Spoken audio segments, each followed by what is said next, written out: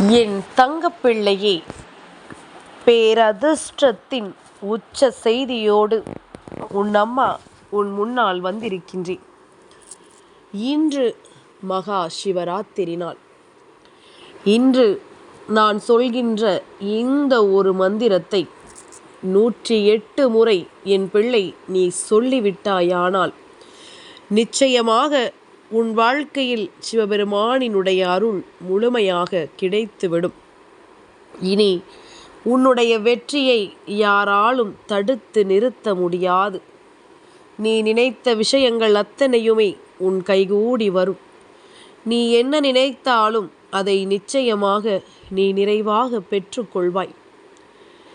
என்ன நடந்தது, ஏது நடந்தது என்று சொல்லி என் பிள்ளை நீ வருத்தப்படாமல், உன்னை சுற்றி நடக்கின்ற எல்லா விஷயங்களுமே ஏதாவது ஒரு வகையில் உனக்கான நம்பிக்கையை கொடுக்கிறது என்பது போல இன்று இந்த வராகியின் வாக்கில் உன் வாழ்க்கை உனக்கு எதிர்காலத்தை காண்பித்து கொடுக்க போகின்றது.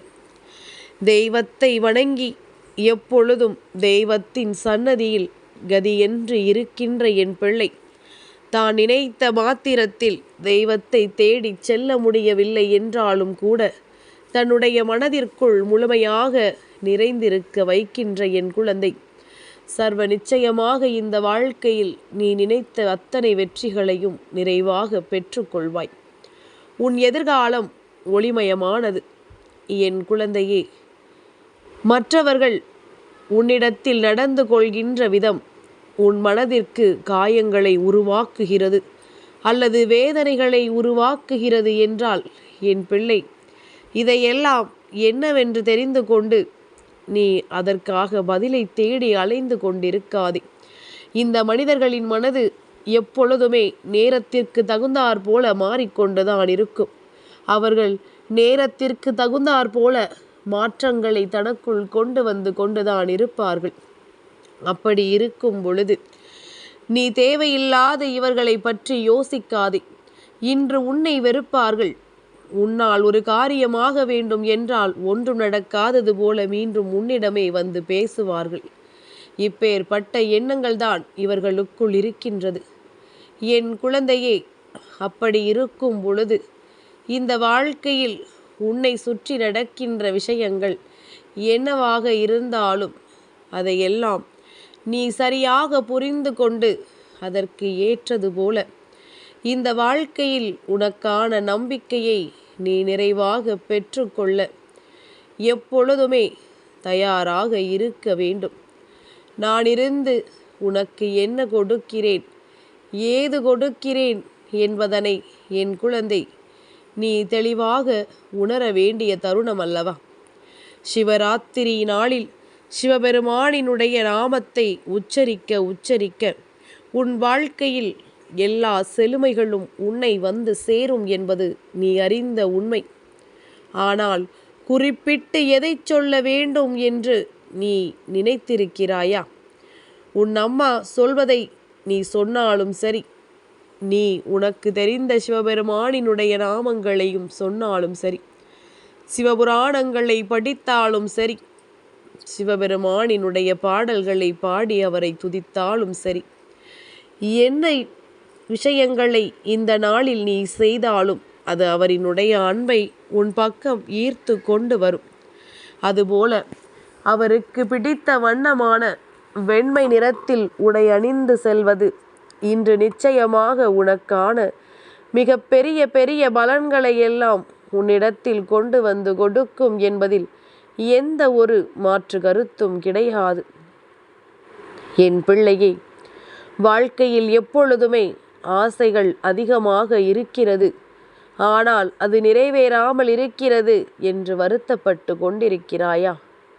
எதற்குமே கலங்காதே, எந்த விஷயத்திற்குமே வருத்தப்படாதே என் பிள்ளையே. அவ்வளவு எளிதான காரியம் அல்ல சிவபெருமானினுடைய அன்பினை பெறுவது என்பது. அதை பெறுகின்ற பாக்கியமே உனக்கு கிடைத்திருக்கிறது எனும் பொழுது இந்த வாழ்க்கையில் என்ன நடந்தாலும் இனி அதை பற்றி நீ கலங்காதே. மற்றவர்களினுடைய வார்த்தைகளை நீ எப்பொழுதும் உன்னுடைய நினைவில் எடுத்துக்கொண்டு தேவையில்லாமல் உன்னுடைய சந்தோஷத்தை நீ தொலைத்து விடாதே. உனக்கு நான் தர நினைக்கின்ற எல்லா விஷயங்களுமே என்றும் என்றென்றும் உன்னை நல்வழிப்படுத்துவதற்காகத்தான் வந்திருக்கிறது என்பதனை முதலில் நீ புரிந்து கொள்ள வேண்டும். நல்ல வாழ்க்கை ஒருவருக்கு வாய்க்கும் பொழுது இந்த வாழ்க்கையின் ஒட்டுமொத்த சந்தர்ப்பங்களும் அவர்களுக்கு சாதகமாக மாறும் என்பதில் எந்த ஒரு மாற்று கருத்தும் கிடையாது. நீ நினைத்தது எல்லாம் உனக்கு கிடைக்க வேண்டும் என்றால் அந்த இலக்கை நோக்கிய உன்னுடைய பயணத்தில் நீ ஒருபொழுதும் சோர்வடைந்து விடக்கூடாது. எனக்கு அப்படியாகிவிட்டது, இப்படியாகிவிட்டது, நேரம் சரியில்லை என்றெல்லாம் சொல்லி எந்த ஒரு சாக்கு போக்கும் நீ சொல்லி கொண்டிருக்க கூடாது. சிறுவயதில் பள்ளிக்கு செல்வதற்குத்தான் குழந்தைகள் சாக்கு போக்கெல்லாம் சொல்லி கொண்டிருப்பார்கள். ஆனால் இப்பொழுது இது வாழ்க்கை. இங்கே நீ தாமதித்தாயானால் அல்லது விளையாடி கொண்டிருந்தாயானால் உன் வாழ்க்கையும் உனக்கு விளையாட்டு காட்டிவிடும் என்பதனை நீ மறக்கக்கூடாது.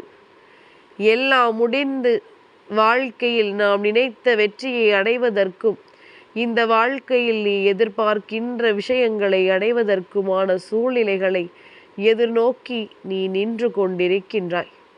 இந்த தருணத்தில் நீ நினைத்து பார்த்திட முடியாத அளவிற்கு பல நன்மைகளும் உனக்கு இந்த வாழ்க்கை கொடுத்திருக்கின்றது என்பதுதான் உண்மை.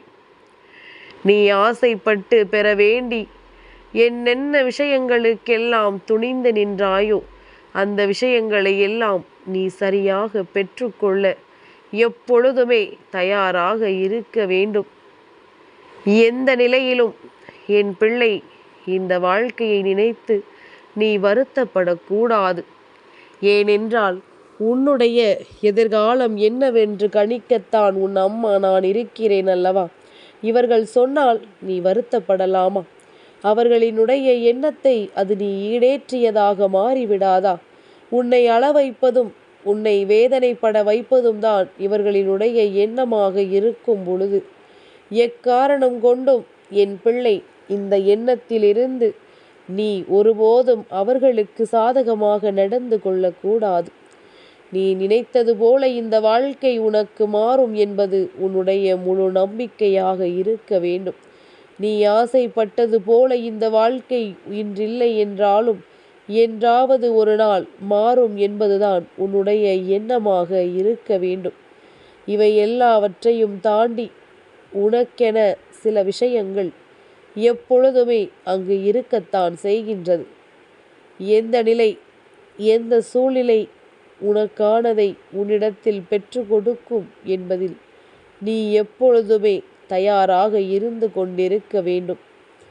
இன்று இந்த நாளில் நீ சிவபெருமானினுடைய நாமத்தை 108 முறை சொல்ல வேண்டும். அம்மா உனக்கு சொல்லி கொடுப்பதை புரிந்து கொள். இல்லை என்றாலும் பரவாயில்லை. நீ சிவபெருமானினுடைய நாமங்களுள் எதை சொன்னாலும் அது சந்தோஷமே. ஓம் சிவாய நமக. ஓம் சிவாய நமக. ஓம் சிவாய நமக. ஓம் சிவாய நமக. ஓம் சிவாய நமக.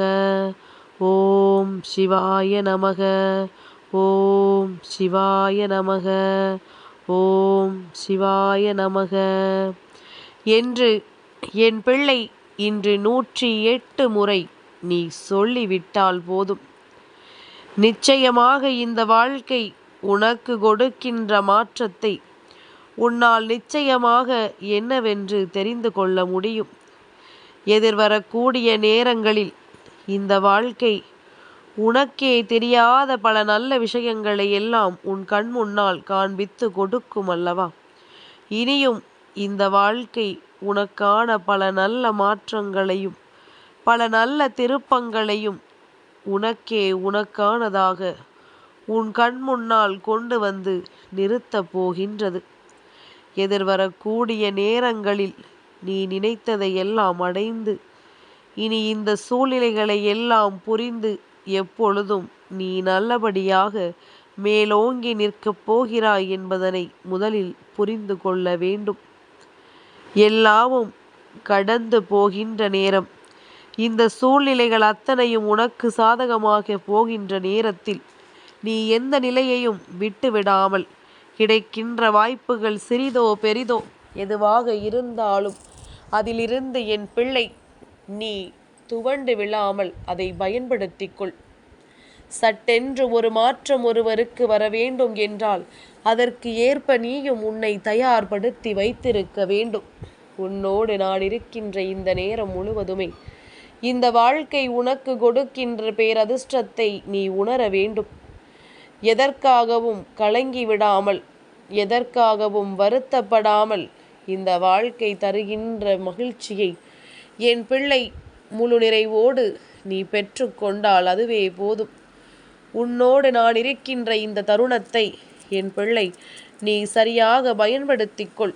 எதிர்வருகின்ற நேரங்களை உனக்கானதாக என்றுமே நீ முன்னேற்ற பாதைக்கு அழைத்துச் செல். சிவராத்திரியில் நிச்சயமாக சிவபெருமானினுடைய இந்த நாமத்தை சொல்லி நீ உன்னுடைய மனதை அமைதிப்படுத்திக்கொள். தேவையில்லாத சிந்தனைகள் கொண்டவர்கள் எல்லாம் ஒரு பொழுதும் இது போன்ற விஷயங்களை தெய்வத்தின் முன்னால் செய்துவிட முடியாது. ஏனென்றால் தெய்வத்திற்கு இவர்களின் மீது இருக்கின்ற கோபம் குறைய போவதில்லை என்று அர்த்தம். இதுபோன்று யாரும் செய்துவிட்டு அதன் பிறகு வருத்தப்படக்கூடாது என்றுதான் உன் அம்மா சொல்கின்றேன். என் பிள்ளையை, வாழ்க்கையில் ஒவ்வொரு கட்டமும் ஒவ்வொரு விதமான அனுபவம். அதிலிருந்து மீண்டு வந்து விட்டாயானால் நீ கனவிலும் நினைத்திடாத அளவிற்கு பல விஷயங்களை இந்த வாழ்க்கை உனக்கு கொடுக்கும். நீ நினைத்து நினைத்து பார்த்து சந்தோஷப்படுகின்ற அளவிற்கு உனக்கு இந்த வாழ்க்கையில் பேரதிசயங்கள் எல்லாம் நடக்கும். என்ன நடந்தாலும் எது வந்தாலும் இனிமேல் நீ நினைத்த மாத்திரத்தில் இந்த வாழ்க்கையை பெற்று உனக்கான பெருமகிழ்ச்சியை நீ அடைவாய் என்பதில் எந்த ஒரு சந்தேகமும் இல்லை. உனக்காக என்றும் என்றென்றும் நான் இருக்கிறேன் என்பது உன் நினைவில் இருக்கட்டும். எதிர்பாராத நேரத்தில் கூட இந்த வாழ்க்கை உனக்கு கொடுக்கின்ற நன்மைகளை நினைத்து நீ பெருமகிழ்ச்சியோடு இருக்க வேண்டும். உன்னோடு நான் இருப்பதை உணர்ந்து உனக்காக என்றும் என்றென்றும் இந்த வராகி இருக்கிறாள் என்பதனை தெரிந்து அதற்கு ஏற்றது போல என் பிள்ளை நீ முழு கவனத்தோடு இருந்து விட்டால் போதும். நிச்சயமாக உனக்கான நல்ல நேரம் என்றுமே உன்னை வந்து சேரும்.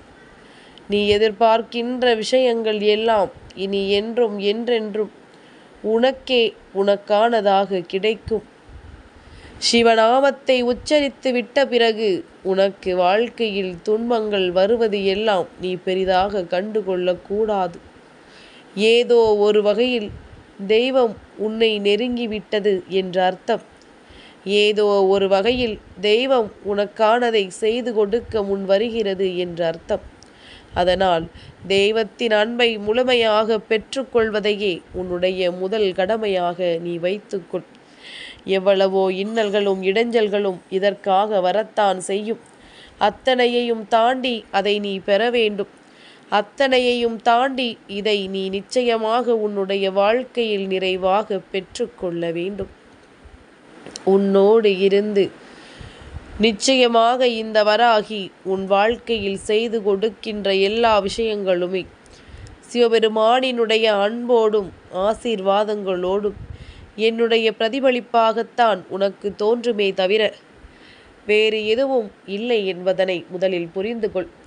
சிவபெருமானினுடைய ரூபத்தை கொண்டவள், சிவபெருமானினுடைய நெற்றிக் கண்ணையும் பிறையையும் தன் தலையில் சூட்டியவள் இந்த வராகி. அவரால் உருவாக்கப்பட்டவள் இந்த வராகி. அப்படி இருக்கும் பொழுது நான் சொன்னால் அதை நீ நிச்சயமாக கேட்கத்தானே வேண்டும். சிவனுக்குரிய இந்த நாளில் எக்காரணம் கொண்டும் என் பிள்ளை உன்னுடைய மனதை தளரவிட்டு விடாதே. நீ நினைத்தது போல இந்த வாழ்க்கையில் எல்லா நல்ல விஷயங்களும் நடக்கும் என்பதனை நீ நம்பு. எல்லா விஷயங்களும் என்றுமே உனக்கான நம்பிக்கையை உன்னிடத்தில் கொடுக்கும் என்பதனை நீ உறுதி கொள். ஓம் சிவாய நமக, ஓம் சிவாய நமக என்று என் பிள்ளை இன்று உச்சரித்து கொண்டே இரு. உன் வாழ்க்கை உனக்கே உனக்கானது. சிவனின் அன்பு உனக்கு மட்டுமே சொந்தமானது. என் தங்கப்பிள்ளைக்கு இந்த வராகி அம்மாவினுடைய ஆசீர்வாதங்கள் எப்பொழுதும் உண்டு.